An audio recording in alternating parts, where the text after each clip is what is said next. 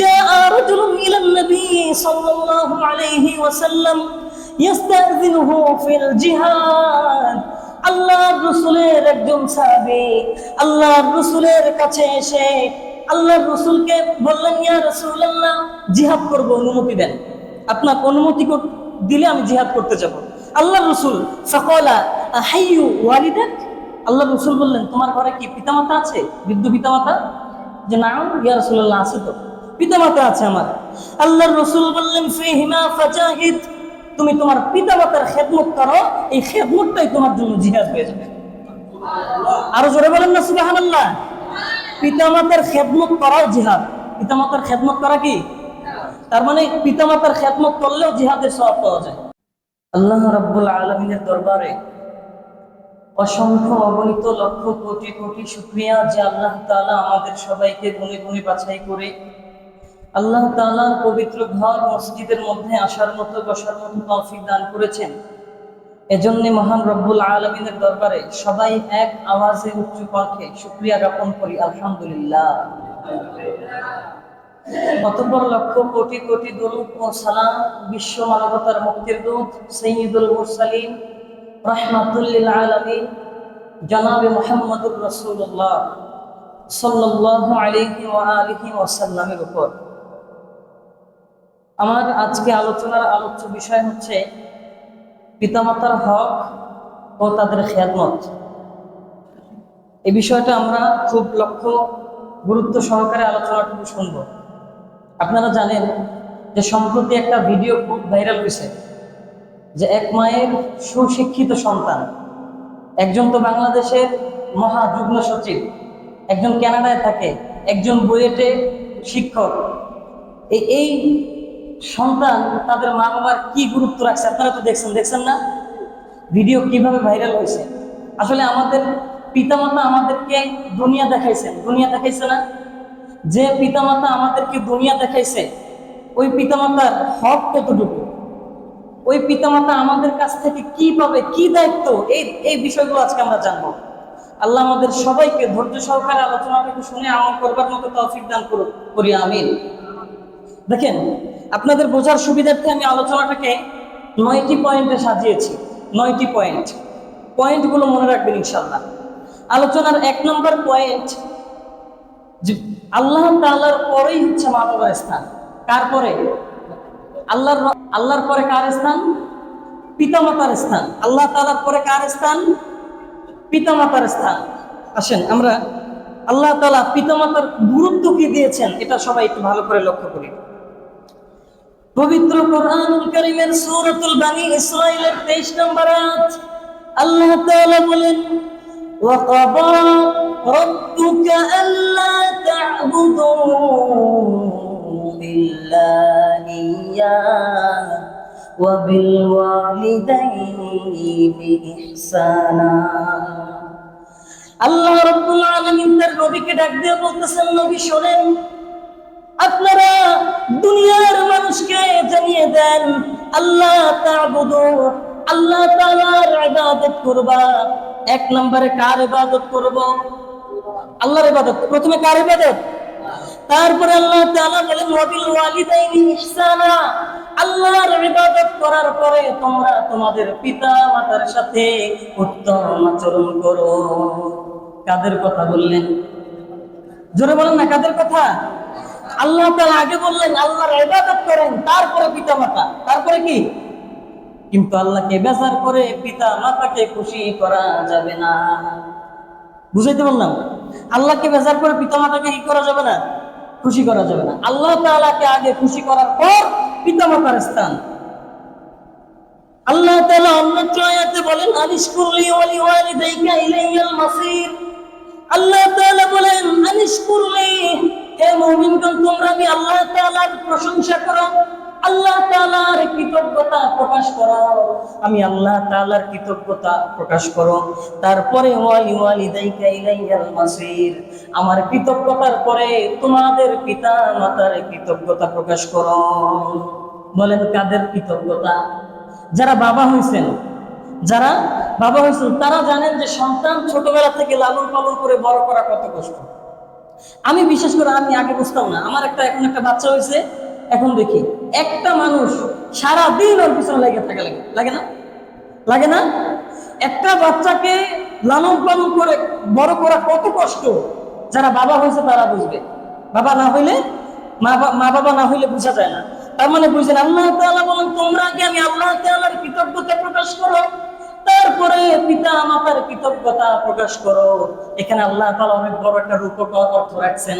কেন আমি আল্লাহ তাআলা আমি আল্লাহর পরে পিতা মাতার কৃতজ্ঞতা প্রকাশ করবা? কেন করবা? আল্লাহ তাআলা বলেন যে আমি আল্লাহ তাআলা তোমাদেরকে লালন পালন করে খাবার দিই, পোশাক দিই, পানি দিই, সবকিছু আমি আল্লাহ দেই না? সবকিছু নিয়ামত দেন কে? আমি আল্লাহ তাআলা যদি তুমি ছোটবেলা মায়ের গর্ভে থেকে বের হওয়ার পরেই আমি যদি আল্লাহ তাআলা তোমাকে এই খাবার দাবার সবকিছু দিতাম, তুমি কি নিজে নিজে বড় হইতে পারতা? সম্ভব? পিতামাতা ছাড়া সন্তান বড় হওয়া সম্ভব? আল্লাহ তাআলা তো আমাদের সবাইকে লালন পালন করে, কিন্তু দুনিয়াতে মানে চোখের সামনে ছোটবেলা থেকে লালন পালন করে বড় করে তুলে কে? মা বাবা, তাই না? আল্লাহ তাআলা নিজে আয়েশার হাত দিয়ে তো লালন পালন করে না, করে? এটা আল্লাহ তাআলা মা বাবার মাধ্যমে করায়। আল্লাহ তাআলা বলেন আমি আল্লাহ তাআলার পরে কেন তাদের স্থান? কেননা তোমাদের পিতা মাতা ছোটবেলা থেকে তোমাদেরকে লালন পালন করে বড় করেছে। তারপরে আল্লাহ বলেন ইম্মা ইয়াবলুগান্না ইনদাকাল কিবার আহাদুহুমা আও কিলাহুমা। আল্লাহ তাআলা বলেন তোমরা তোমাদের পিতা মাতা যখন বার্ধক্য জনিত অবস্থায় পৌঁছায়, অথবা তাদের যে কোনো একজন যখন বার্ধক্য অবস্থায় পৌঁছে যায়, তখন আল্লাহ তাআলা বলেন ফালা তাকুল্লাহুমা উফু ওয়ালা তানহারহুমা। এমন কোনো কিছু করবা না, তাদেরকে ধমক দিবা না যে তারা উফ শব্দটা বলে। পিতামাতা উফ, অথবা তুমিও তাদের প্রতি বিরক্ত হয়ে উফ শব্দ উচ্চারণ করতে পারবে না। আল্লাহ তাআলা নিষেধ করছেন। দেখেন, সুদ খাওয়া যেমন ভাবে হারাম, শুকরের গোশত খাওয়া যেমনি ভাবে হারাম, যেমনি ভাবে ঘুষ খাওয়া হারাম, ঠিক পিতামাতার সাথে খারাপ আচরণ করা, পিতামাতাকে ধমক দেওয়া সেমনি ভাবে হারাম। বুঝাইতে পারলাম আমি? তো এই জন্য আল্লাহ তাআলা এখানে হারাম করে দিয়েছেন পিতামাতাকে ধমক দেওয়া। আর আমাদের যুবক ভাইরা বোঝে না, কথায় কথা ধমক দিয়ে বসে। আল্লাহ আমাদের সবাইকে হেফাজত করুক, পড়ে আমিন। তার মানে পিতামাতার সাথে খারাপ আচরণ করা যাবে? ধমক দেওয়া যাবে? পিতামাতার সাথে খারাপ আচরণ করা সম্পূর্ণরূপে হারাম। সম্পূর্ণরূপে কি? পিতামাতার খেদমত করতে হবে ভাই। পিতামাতা যুবক অবস্থায় যদি পিতামাতাকে পান, আপনি যুবক, আপনার পিতামাতাও শক্তিশালী যুবক, এই অবস্থায় কিন্তু আপনার জন্য ফজিলত না। আপনার জন্য ফজিলত কখন? আপনার পিতামাতা যখন বৃদ্ধ হয়ে যাবে। কারণ যত জায়গায় আল্লাহ তাআলা, আল্লাহর রাসূল বলছেন কিবারু আহাদুহুমা আও কিলাহুমা, এখানে আল্লাহ তাআলা বলছেন তারা যখন বার্ধক্য অবস্থায় পৌঁছায় তখন তোমরা তাদের খেদমত করো। বার্ধক্য অবস্থায় যখন পিতামাতা কি হয়ে যাবে? বৃদ্ধ হয়ে যাবে, তখন তাদের খেদমত করে জান্নাত অর্জন করো। তার মানে আজকের আলোচনার 1 নম্বর পয়েন্ট, পিতামাতা আল্লাহ তাআলার পরে কাদের স্থান?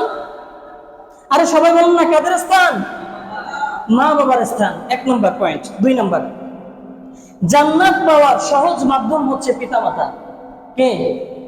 পিতামাতা। জান্নাত পাওয়ার সহজ মাধ্যম। বৃদ্ধ অবস্থা আল্লাহ রাসূল দীক্ষার করেছেন, যারা বৃদ্ধ অবস্থায় পিতামাতাকে পেয়েও তাদের খেদমত করে জান্নাতকে অর্জন করতে পারলো না, তাদেরকে আল্লাহ রাসূল দীক্ষার করেছেন, তাদেরকে আল্লাহ রাসূল বদদুয়া করেছেন। মুসলিম শরীফের 2551 নম্বর হাদিসের বর্ণনা, 2551 নম্বর হাদিসের বর্ণনা। এই হাদিসের বর্ণনাকারী হচ্ছে আবু হুরায়রা রাদিয়াল্লাহু তাআলা আনহু। তিনি বলেন قال رسول الله صلى الله عليه وسلم رغم أنفه ثم رغم أنفه ثم رغم أنفه। আল্লাহর রাসূল একবার মসজিদে নববীর মধ্যে প্রবেশ করলেন। প্রবেশ করার পরে সাহাবারা আল্লাহর রাসূলের সামনে বসা। আল্লাহর রাসূল বললেন ওই ব্যক্তি ধ্বংস হয়ে যাক, ওই ব্যক্তির নাক ধুলোয় ধূসরিত হয়ে যাক, ওই ব্যক্তি ধ্বংস হয়ে যাক। আল্লাহর রাসূল এই কথাটা 3 বার বললেন। বলার পরে সাহাবারা জিজ্ঞাসা করলেন মান ইয়া রাসূলুল্লাহ, আয় আল্লাহর রাসূল ওই ব্যক্তিকে যে ব্যক্তি ধ্বংস হয়ে যাবে? আল্লাহর রাসূল ডাক দিয়ে বললেন ও সাহাবীরা শোনো, মান আদরাকা ওয়ালিদাইহি ইনদাল কিবার আহাদুহুমা আও কিলাহুমা সুম্মা লাম ইয়াদখুলিল জান্নাহ। ও সাহাবীরা, ওই ব্যক্তির ধ্বংস হওয়ার জন্য আমি আল্লাহর রাসূল বদদুয়া করেছি, যে ব্যক্তি তার পিতা মাতাকে বৃদ্ধ অবস্থায় পেল, বৃদ্ধ অবস্থায় পাওয়ার পরেও জান্নাত প্রবেশ করতে পারলো না, জান্নাত অর্জন করতে পারলো না, আমি আল্লাহর রাসূল ওই ব্যক্তির জন্য ধ্বংসের বদদুয়া করেছি। নাউজুবিল্লাহ, আরো জোরে পড়েন। দেখেন, একে তো পিতামাতার খেদমত করে জান্নাত পাওয়া গেল না, আর একে আল্লাহ রাসূলের বদদুয়া। একে আল্লাহর পিতামাতার খেদমত করে জান্নাত যারা পেল না, জান্নাত তো পেলই না, আবার আল্লাহ রাসূলের বদদুয়া। এজন্য আল্লাহর রাসূল এখানে বলছেন কি, ইনদাল কিবার, মানে বার্ধক্যের অবস্থায়, এমন বার্ধক্য যে হাড্ডির ভিতরে যে মজ্জা থাকে না, হাড্ডির ভিতরে এক ধরনের ভিটামিন ক্যালসিয়াম থাকে না, মজ্জা, এই মজ্জাটা একেবারে দুর্বল হয়ে পড়ে, হাড্ডি চিকন, এমন বৃদ্ধ অবস্থায় পাওয়ার পরেও পিতামাতার খেদমত করে জান্নাত অর্জন করার কথা। তার মানে হাদিসের দ্বারা স্পষ্ট বুঝাইলেন যে তোমরা যদি তোমাদের পিতামাতাকে বৃদ্ধ অবস্থায় পাও, বৃদ্ধ অবস্থায় হচ্ছে তোমাদের জন্য, তোমাদের পিতামাতা তোমাদের জন্য রহমত। কাদের জন্য? তার মানে পিতামাতা যাদের বৃদ্ধ অবস্থায় আছে তাদের জন্য একটা জান্নাত পাওয়ার একটা মাধ্যম আছে। যাদের পিতামাতা নাই বৃদ্ধ অবস্থায়, তাদের জান্নাত পাওয়ার কোনো কি নাই, আশঙ্কা নাই। এজন্য বলি ভাই, যাদের বৃদ্ধ পিতামাতা আছে তারা পিতামাতার দুনিয়াতে থাকতে তাদের গরজ করে, কেননা আপনার পিতামাতা আপনাকে কোলে পিঠে করে অনেক কষ্ট করে আদর স্নেহ মায়া মমতা দিয়ে আপনাকে বড় করেছে। আর সেই পিতামাতা যখন বৃদ্ধ হয়ে যায় তখন তার খিটখিটানি, তার কথা আর ভালো লাগে না। এমন যাতে ভাই না হয়, খেয়াল করবেন আপনার পিতামাতা এমন কোনো আওয়াজ যাতে বের না হয় যে আওয়াজটা আপনার জন্য জাহান্নাম হয়ে যাবে, এমন যেন আওয়াজ যাতে আপনার পিতামাতার জন্য বের না হয়। আল্লাহ আমাদের সবাইকে হেফাজত করুক, করি আমিন।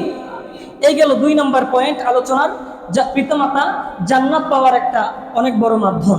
3 নম্বর, জিহাদের চেয়েও পিতামাতার খেদমত অগ্রগণ্য। কিসের চেয়েও?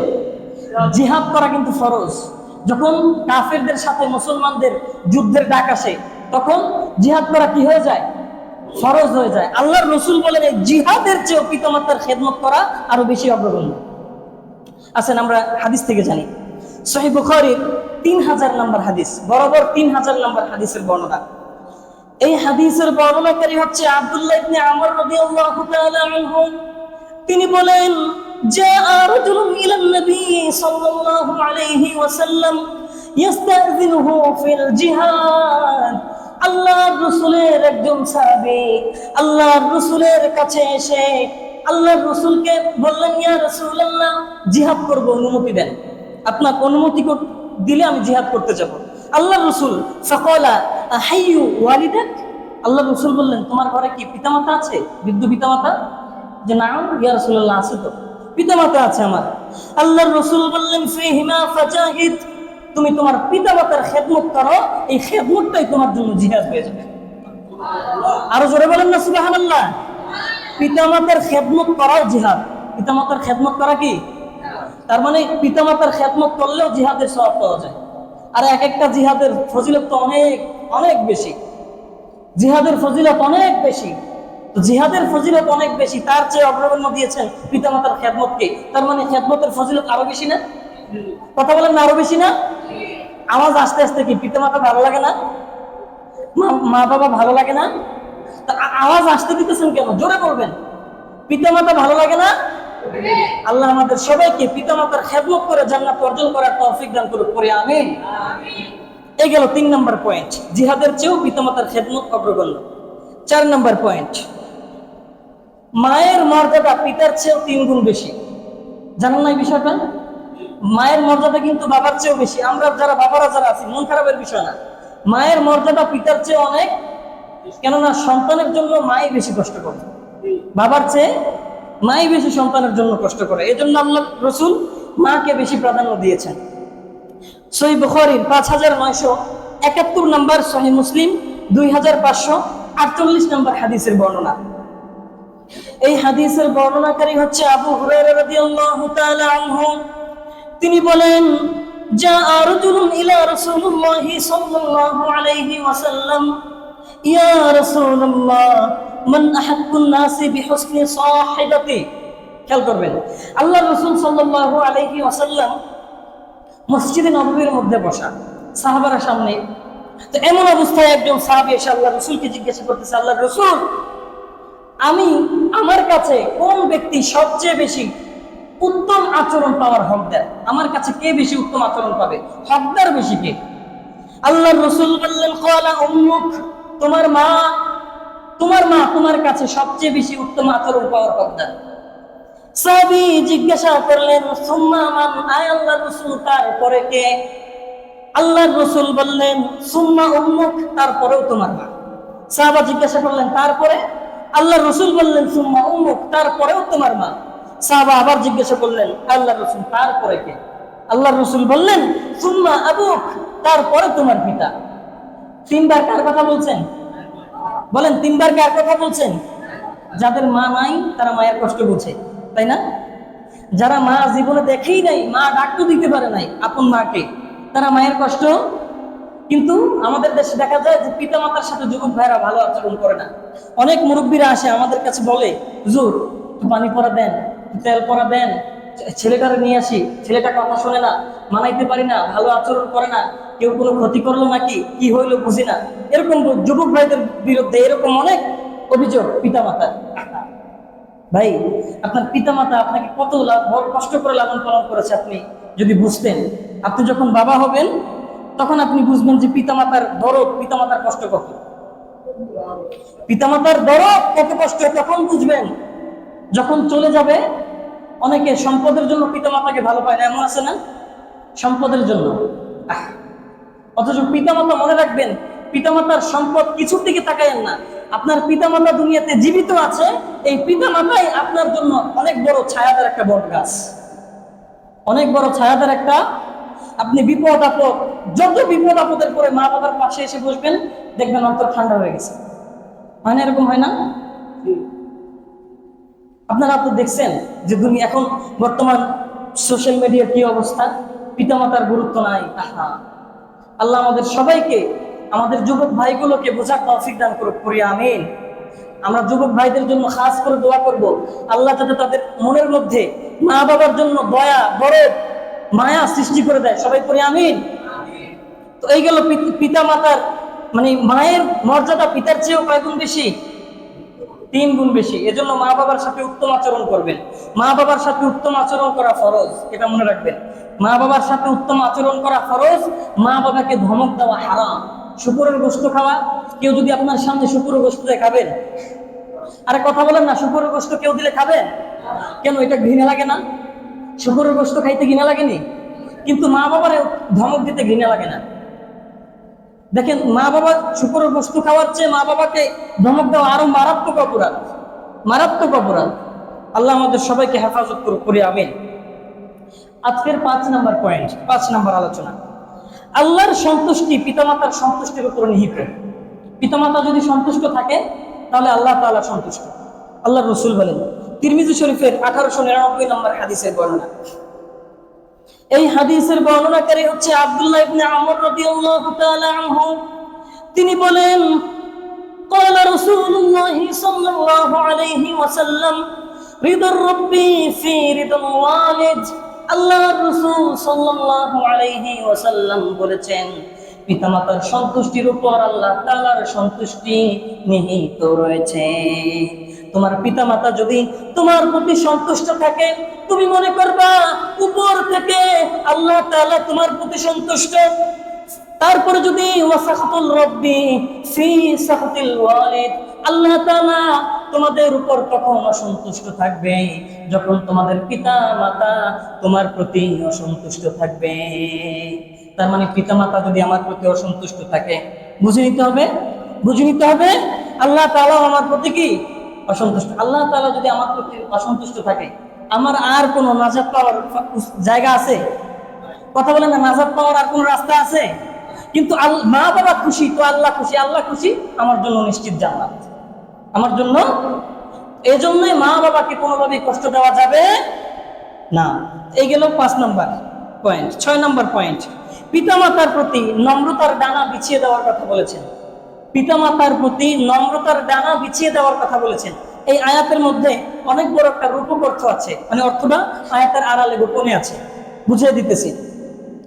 সূরাতুল বানি ইসরাঈলের 24 নম্বর আয়াত, আল্লাহ তাআলা বলেন, ওয়াখফিদ লাহুমা جناح الذل من الرحمة وقل رب ارحمهما كما ربياني صغيرا আল্লাহ তাআলা বলেন ওয়াখফিদ লাহুমা জানাহাল যুল্লি আল্লাহ তাআলা বলেন মুমিনরা শোনো তোমাদের পিতা মাতার জন্য তোমাদের দয়া রহমত মায়ার ডানা তোমরা বিছিয়ে দাও দয়া রহমতের ডানা বিছিয়ে দেওয়ার কথা বলছেন এটার অর্থ কি বুঝায় তারপরে আল্লাহ তাআলা বলছেন যে ওকুর রব্বির হামহুমা কামা রব্বায়ানি সগীরা আল্লাহ আপনি আমাদের পিতামাতাকে এমন ভাবে দয়া করেন যেমনি ভাবে ছোটবেলায় আমাদের পিতামাতা আমাদেরকে শৈশবে লালন পালন করে বড় করেছে এখন বুঝেন আয়াতের তাফসীরটা বুঝেন আল্লাহ তাআলা বলছেন যে তোমাদের পিতামাতার প্রতি তোমরা তোমাদের দয়ার রহমতের ডানা বিছিয়ে দাও এর অর্থ কি এর অর্থ হচ্ছে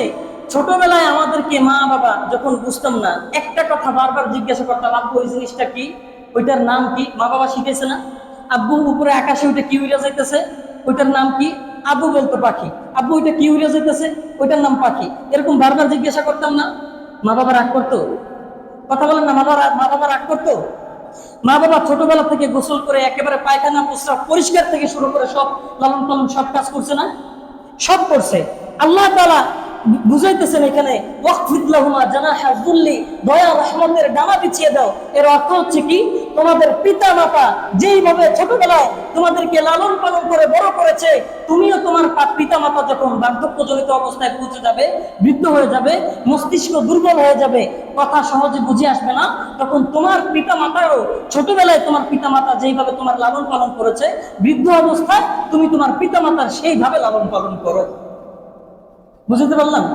মানে পিতামাতা প্রস্রাব পায়খানা পরিষ্কার করা লাগলে সেটাও করো যত রকমের সমস্যা আছে যা করা দরকার সবকিছু তোমার পিতামাতার করো জানাহা যুল্লি দয়া রহমতের ডানা আল্লাহ তাআলা এটা এই আয়াতের অর্থ এটাই বুঝাইছেন আমি 7-8টা তাফসীরের কিতাবের মধ্যে দেখছি এর অর্থ যে এটাই যে শৈশবে আমাদের পিতামাতা যেইভাবে আমাদেরকে লালন পালন করেছে পিতামাতার যখন বৃদ্ধ হয়ে যাবে বয়স্ক হয়ে যাবে চলতে পারবে না হাঁটতে চলতে কষ্ট হবে তখন ওই অবস্থায় পিতামাতার লালন পালন করার কথাই আল্লাহ তাআলা বুঝিয়েছেন তার মানে পিতামাতার খেদমত করা লালন পালন করা এটাও আল্লাহ তাআলার হুকুম এটা কার হুকুম বুঝেন ছোটবেলা থেকে আপনার পিতামাতা যদি আপনার খেদমত না করতো আপনাকে লালন আপনি বড় হয়ে ওঠা অত সহজ ছিল না এত সহজ না সম্ভবই না কিন্তু আপনার পিতামাতা যখন বৃদ্ধ হয়ে যায় আপনি ছাড়া আপনার পিতামাতার আর কি আছে বলেন আপনি ছাড়া আপনার পিতামাতার আর কে আছে আপনি ছাড়া আর কে করবে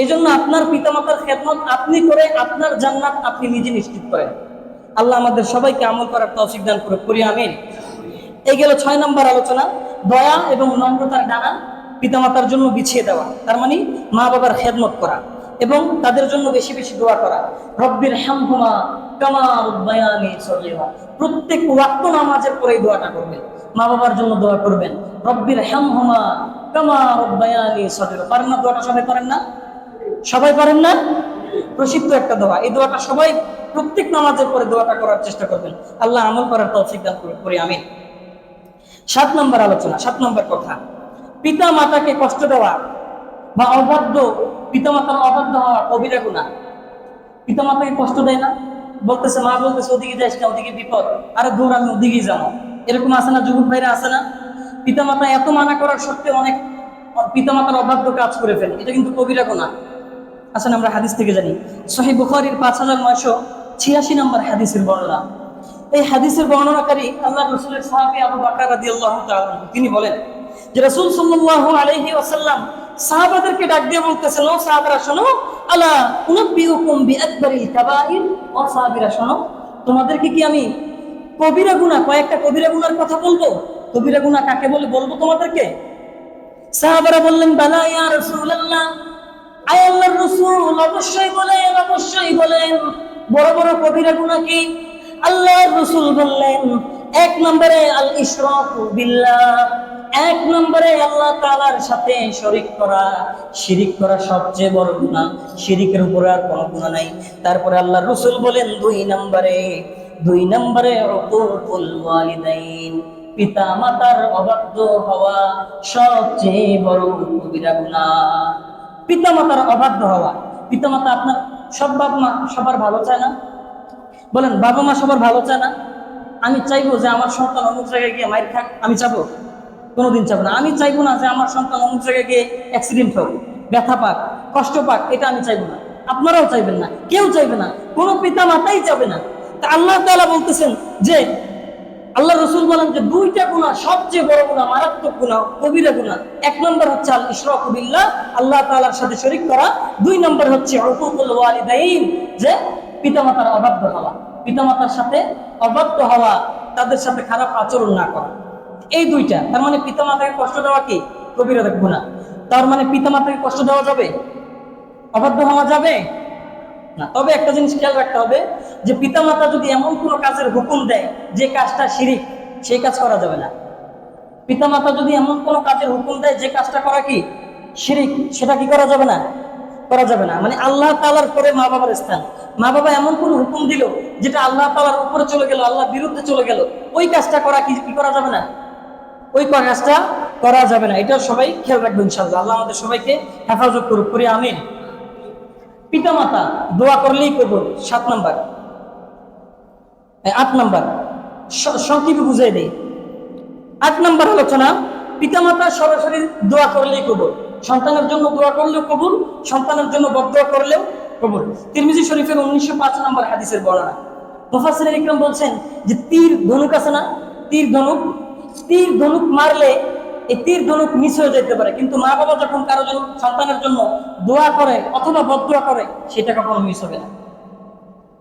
তীর ধনুক যদি মারার পর ওটা মিস হইতে পারে, পিতামাতার কি হবে না? দোয়া বদদোয়া এটা মিস হবে না। দোয়া করলেও কবুল, বদদোয়া করলেও কবুল। এর জন্য মাঝখানে আর কোনো কিছু নাই।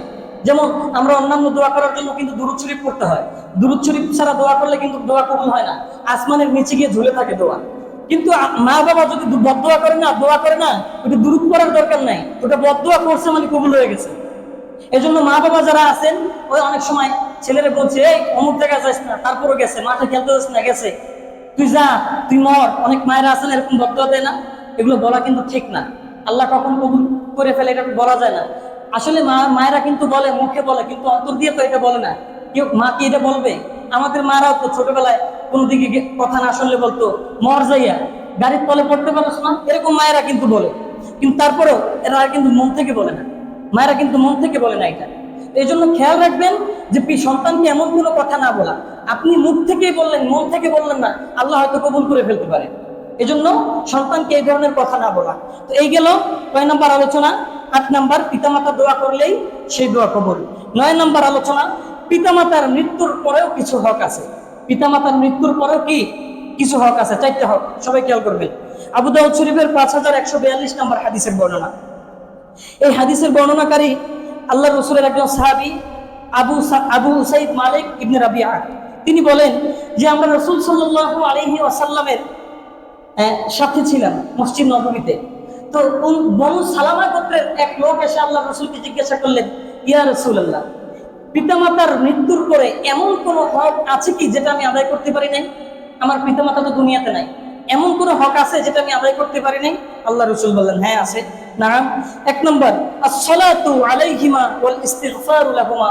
1 নম্বর হক পিতামাতার মৃত্যুর পরে, সেটা হচ্ছে পিতামাতার জন্য দোয়া করা, ক্ষমা প্রার্থনা করা। কি করা? দোয়া করা, আল্লাহ তাআলার কাছে মাগফিরাতের ক্ষমা প্রার্থনা করা। 2 নম্বর, পিতামাতা যদি কোনো ওসিয়ত করে যায়, যে একটা ওসিয়ত করে দিলাম, এই অমুক কাজটা করিস আমার মৃত্যুর পরে, যদি ওসিয়ত করে যায়, এই ওসিয়তটা পূরণ করা, এটা পিতামাতার হক। 3 নম্বরে, যে পিতামাতার যে আত্মীয় স্বজন আছে, যেমন মা বাবার যে ভাই বোন আত্মীয় স্বজন যারা আছে, তাদের সাথে উত্তম আচরণ করা, তাদের সাথে উত্তম আচরণ করা, এটাও পিতামাতার হক। তা 4 নম্বরে, ওয়া ইকরামু সাদিকহুমা, যে আল্লাহর রাসূল বলেন সাদিকিহিমা, আল্লাহর রাসূল বলেন পিতামাতার যদি কোনো বন্ধু বান্ধব থাকে, তাদের সাথে সুসম্পর্ক রাখা, এটা হচ্ছে পিতামাতার হক। মৃত্যুর পরে কথার কথা, মা বাবা চলে গেছে, এখন তাদের কিছু ঘনিষ্ঠ বন্ধু ছিল, আত্মীয় স্বজন, বন্ধু বান্ধব ছিল, তাদের সাথে উত্তম আচরণ করা, তাদেরকে সম্মান করা, তাদের সাথে সুসম্পর্ক রাখাও হচ্ছে এই পিতামাতার মৃত্যুর পরের একটা হক। তার মানে পিতামাতার মৃত্যুর পরে পিতামাতার হক কয়টা? বলেন না কয়টা? 1 নম্বর কি করা? দোয়া করা। 2 নম্বর, ওসিয়ত থাকলে ওসিয়ত পূরণ করা, অথবা কোনো ওয়াদা করে থাকলে ওয়াদা পূরণ করা। 3 নম্বর, ভাই বোন আত্মীয় স্বজন পিতামাতার আত্মীয় স্বজনদের সাথে উত্তম আচরণ করা। 4 নাম্বার, পিতামাতার যদি কোনো বন্ধু বান্ধব থাকে তাদের সাথে সুসম্পর্ক রাখা, তাদেরকে সম্মান করা। এই হচ্ছে পিতামাতার মৃত্যুর পরে হক। তো এই গেল আজকের আলোচনা, সংক্ষিপ্ত সংক্ষিপ্ত আলোচনা করলাম। পিতামাতার এই হকগুলো আমরা সবাই আদায় করতে পারবো না ইনশাল্লাহ? পারবো? খারাপ আচরণ করবো পিতামাতার সাথে? খারাপ আচরণ করা যাবে? আল্লাহ আমাদের সবাইকে পিতামাতার সাথে উত্তম আচরণ করার তৌফিক দান করুক। সবাই পড়ি আমিন। ওয়া আখির দাওয়ানা আলহামদুলিল্লাহি রাব্বিল আলামিন।